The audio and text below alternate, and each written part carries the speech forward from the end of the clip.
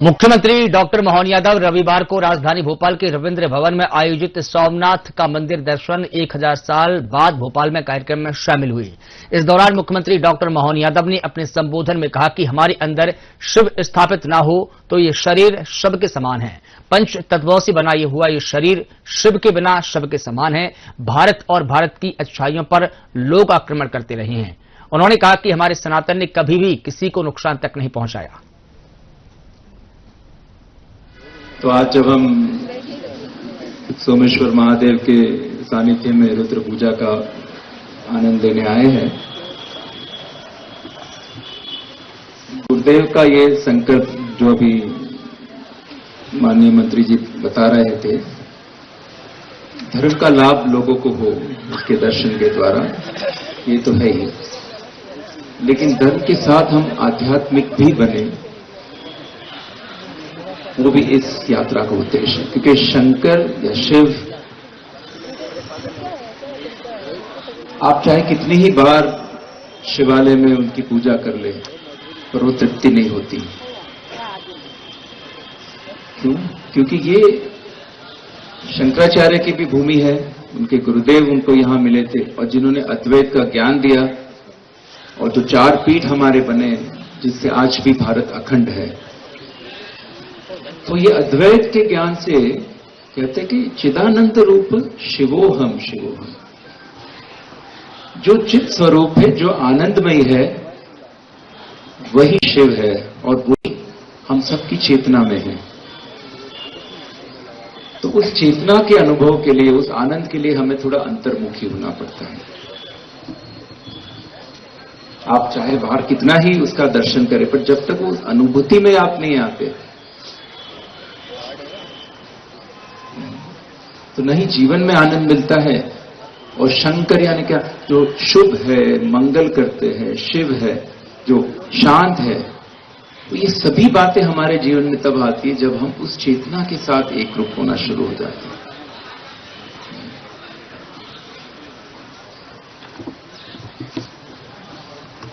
ओम नमः शिवाय।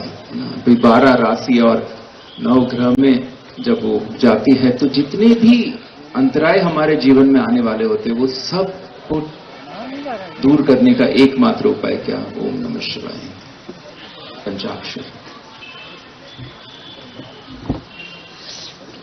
और आज हम जिस विशेष दिव्य ज्योतिर्लिंग के सामने हैं, जैसे इनके बताया कि भाई आप लोग सबने देखा होगा, उसका वीडियो देखा, बातें सुनी होगी कि महादेव को याद करें। हर हर सोमनाथ महादेव की जय, महाकाल महाराज की जय।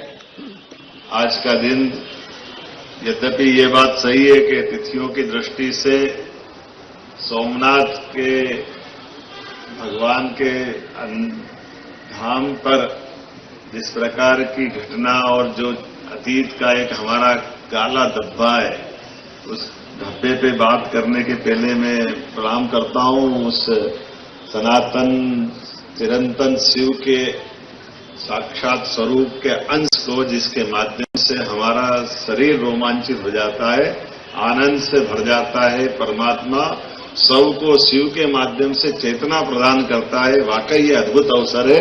मैं पुनः प्रणाम करता हूं, अभिनंदन करता हूं, आप सब देवी देवताओं को भी प्रणाम करता हूं। हमारे शरीर के अंदर हम अपना जो शरीर लेकर के भी परमात्मा की दया से मृत्यु लोक में आते हैं, इस आने वाले शरीर के साथ अंतर चेतना, अर्थात अगर अंदर शिव विराजमान नहीं हो तो ये शिव हमको अपने आप में सौ के रूप में ही महसूस करता है, जिसको भगवान गीता में अपने क्षेत्र और क्षेत्रज्ञ की परिभाषा से समझाते हैं। पंच महातत्वों से बना हुआ, पंच महाभूतों से बना हुआ शरीर ये निर्जीव है, और सशरीर अंदर से जो आत्मा का प्रकटीकरण होता है वो हमको शिवाय नमः विष्णुवे नमः की उस मूल धारा की तरफ ले जाता है, जो हमारी सनातन संस्कृति की गहराई से हमको परिचय कराती है।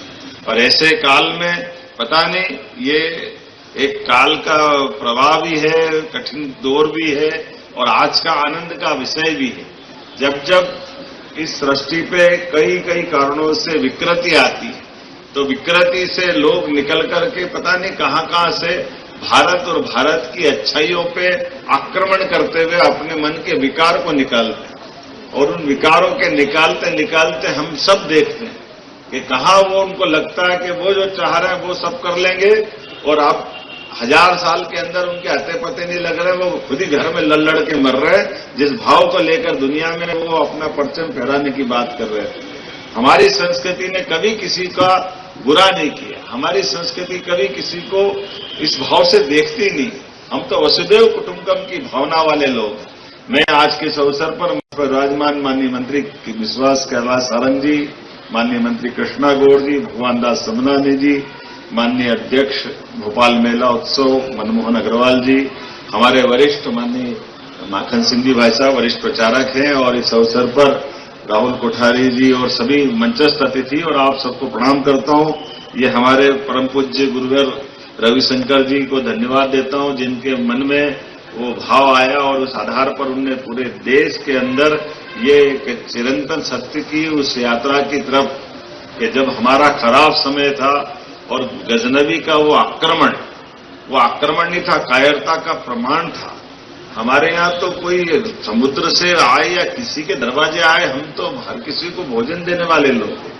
हमारे देवस्थान हमेशा भगवान का सबको आशीर्वाद पाने के वो देवालय हैं, लेकिन उस कायरता के दौर में मंदिर को नष्ट भ्रष्ट करने का जो प्रयास किया, मंदिर तो नष्ट नहीं हुआ, लेकिन वो विचार कितना प्रकार से बाद में क्या क्या हुआ है। लेकिन आज वो वापस उसी स्थान पर यशस्वी प्रधानमंत्री के नेतृत्व में सोमनाथ का मंदिर 47 में सरदार वल्लभ भाई पटेल के आशीर्वाद के साथ वापस उस रूप में आया।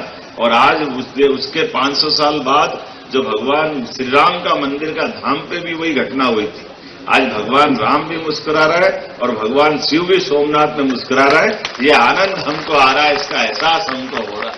और केवल यहाँ नहीं, यहाँ से बाबा महाकाल का महालोक या बाबा विश्वनाथ धाम का आनंद हो, और हमारी सनातन धर्म की संस्कृति की ध्वजा केवल देवालय से नहीं, देवालय के आशीष पाने वालों के माध्यम से कोविड के कठिन काल में भी ये जियो और जीने दो के भाव के आधार पर न केवल देशवासी सुरक्षित रहे, बल्कि 40 से ज्यादा देशों को जो दवाई देकर के भाव को माननीय प्रधानमंत्री जी के माध्यम से मूल हमारे उस जीवन के मूल तत्व को जो हमने सब में सर्वे भवन्तु सुखिनः सर्वे सन्तु निरामया के जो भाव लेके चलते हैं, सच में शिव की जितनी आराधना करो, जितने प्रकार से भजो, महादेव हमारी धैर्य की, परीक्षा की, संकल्प की, ऐसे कई प्रकार के शाश्वत एक अपनी अलग से हमको ताकत भी प्रदान करते हैं, एहसास भी करते हैं।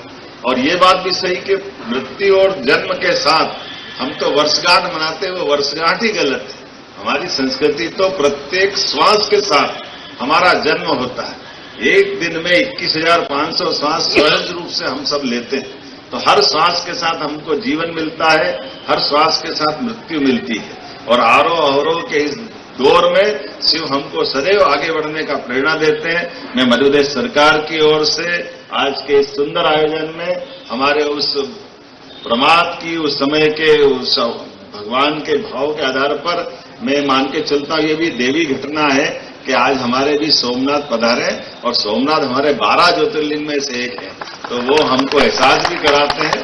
और ये परम पूज्य रविशंकर जी से मैं मिला था, उनके आश्रम में भी मिला था। ये भी श्वास की तो सुदर्शन क्रिया का आनंद देते हैं। सुदर्शन क्रिया के माध्यम से हमारे प्रत्येक क्षण का आनंद हम सच्चे अर्थों में अपने जीवन को सही साबित करने की दिशा में आगे बढ़े। मैं अपनी ओर से इस बहुत अच्छे मैं मान के चलता हूं कि अभी इसको मैं शुभकामना भी दे सकता हूं। मैं तो मेरे लिए आशीर्वाद मानता हूं, भगवान ने आशीर्वाद दिया है कि आज सोमनाथ ज्योतिर्लिंग की रुद्र पूजा में मैं शामिल हुआ। भगवान हम पे सब पे कृपा करे, आशीर्वाद दे, और हम सब सत्ता के माध्यम से जनता की सेवा करते रहे, यही आशीर्वाद मांगते मैं मेरी बात को विराम देता हूं। एक बार फिर मेरे साथ बोलेंगे, सोमनाथ महादेव की। ये हम सबका सौभाग्य है कि आज हम सब भोपाल वासियों को सोमनाथ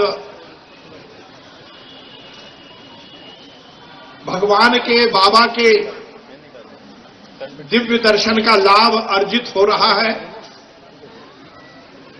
मैं आर्ट ऑफ लिविंग और भोपाल मेला उत्सव समिति को बहुत धन्यवाद और साधुवाद करता हूं कि उन्होंने हम सबको ये सौभाग्य दिलवाने का अवसर दिया। श्री श्री महाराज जी रविशंकर जी एक वो दिव्य संत है जिन्होंने सनातन के परचम को पूरी दुनिया में फहराने का काम किया है। उन्होंने जिंदगी को कैसे जिया जाए, धर्म आधारित अनुशासन और संयम के साथ हम कैसे अपनी रोजमर्रा जिंदगी के साथ इस जीवन को सार्थक रूप से जी सके, यही सिखाने का काम आर्ट ऑफ लिविंग के माध्यम से परम पूज्य गुरुदेव ने किया है। और कहा जाता है कि ऐसे संत बिरले ही होते हैं और उनकी दिव्यता भी इस बात से प्रमाणित होती है कि सैकड़ों वर्ष पूर्व जिस सोमनाथ शिवलिंग के अलग अलग हिस्से किसी को सौंपने का भगवान ने निश्चय किया तो वो श्री श्री रविशंकर जी को ही दिया। ये उनकी दिव्यता का प्रमाण है। पूरे देश में शिवलिंगों की यात्रा के माध्यम से लोगों को धर्म का लाभ मिल रहा है। आज भोपाल वासियों को ये दिव्य दर्शन का लाभ मिल रहा है। हम सब बहुत सौभाग्यशाली हैं और हम सब मिलकर इसी प्रण के साथ, इसी संकल्प के साथ आज के इस पुण्य दिन को व्यतीत करेंगे कि भगवान की शक्ति भी हमें मिले और उसके साथ साथ गुरु जी वर का जो संदेश है कि हम सब उस सद्बुद्धि के साथ अपने जीवन को जिए कि समाज, इस राष्ट्र के लिए हमें कुछ करना है। माननीय मुख्यमंत्री डॉक्टर मोहन यादव जी कुछ ही क्षणों में हमारे बीच में आने वाले हैं। उनके माध्यम से ये कार्यक्रम आगे और हम